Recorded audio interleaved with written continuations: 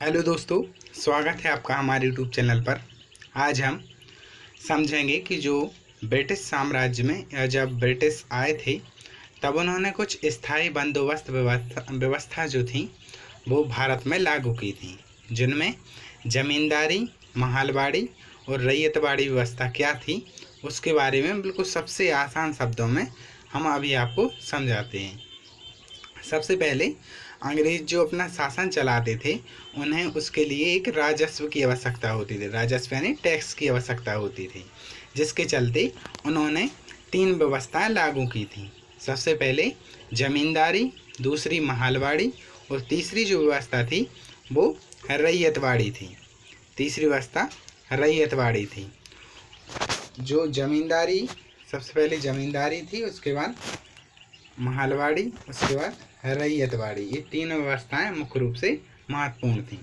और ये जो व्यवस्थाएं थीं, इन्हीं व्यवस्थाओं को ईस्ट इंडिया कंपनी ने जमींदारों जो लागू की थी इसे ही स्थायी बंदोबस्त कहा गया। यानी जो तीनों जो जारी की गई थी, जो तीनों व्यवस्थाएं लागू की गई थी, इसे ही स्थायी बंदोबस्त कहा जाता था।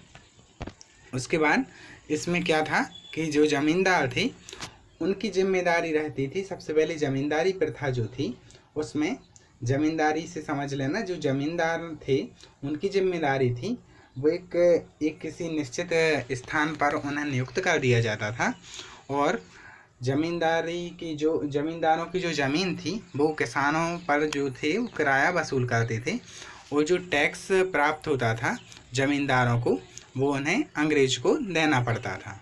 तो जमींदारों की जिम्मेदारी पर जो प्रथा थी उसे जमींदारी प्रथा कहा गया।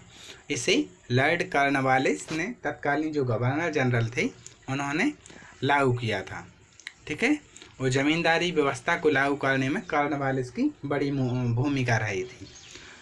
उसके बाद 1822 में हार्ट मैकेंजी ने महलबाड़ी व्यवस्था के लिए रूपरेखा तैयार की। महलबाड़ी 1822 में हार्ट मैकेंजी ने, इस व्यवस्था में गांव के समूह को ही महल कहा जाता था। यानी गांव का जो पूरे गांव, कई गांव थे, उनमें जो समूह बनाए गए थे, एक निश्चित आधार पर समूह बनाए गए थे जिन्हें महल कहा जाता था। और इन गांव के आधार पर जो इसमें राजस्व की प्राप्ति होती थी उसे महलबाड़ी व्यवस्था कहा जाता था। और इसको एकत्रित करने की जो जिम्मेदारी थी वो राजस्व एकत्रित करने की जिम्मेदारी महल के मुखिया को दी गई थी, ना कि जमींदारों को, क्योंकि जमींदारी जो प्रथा थी इसमें किसानों का बहुत शोषण होने लगा था। इस कारण उन्होंने एक महलबाड़ी व्यवस्था लागू की थी। उसके बाद में यह राजस्व कंपनी को सौंप दिया जाता था। राजस्व की दरों को निर्धारित नहीं किया गया था, प्रत्येक वर्ष उन्हें बदलना था। यानी प्रत्येक वर्ष बदला गया था। एक हिसाब से 11/10वां भाग था, यानी 11 में से 10 भाग मुख्य रूप से अंग्रेज या ब्रिटिश को देना पड़ता था। उसके बाद नेक्स्ट जो व्यवस्था थी उसे कहा गया दक्षिण भारत में, जो काफ़ी महत्वपूर्ण रही और वो दक्षिण भारत में सबसे ज़्यादा प्रयोग में भी लाई गई। दक्षिण भारत में रैयतबाड़ी व्यवस्था लागू की गई, जिन्हें अलेक्जेंडर रीड ने छोटे स्तर पर व्यवस्था को प्रयोग किया।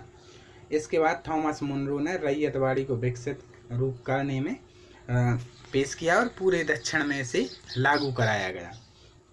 करा अदा करने की सीधी जिम्मेदारी किन्हें, किसानों को दे दी गई और किसानों को ही रैयत नाम दिया गया। ये बात ध्यान रखने वाली है कि किसानों को ही रैयत नाम दिया गया, इसलिए इस व्यवस्था को रैयतबाड़ी व्यवस्था कहते हैं। तो एक बार जल्दी से रिवाइज कर लेते हैं कि हमने क्या क्या पढ़ा है।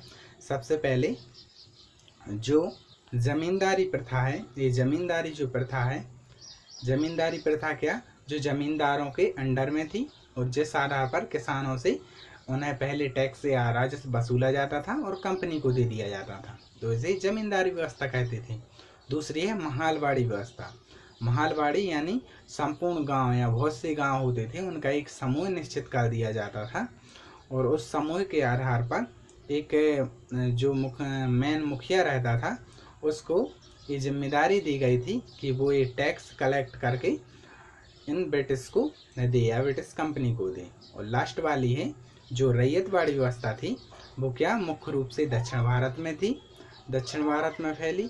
और वहाँ क्या हुआ कि जो किसान थे, किसानों को हक दिया गया कि उनकी जो खेती है या किसानी है उसका जो टैक्स है वो वे खुद अदा करें।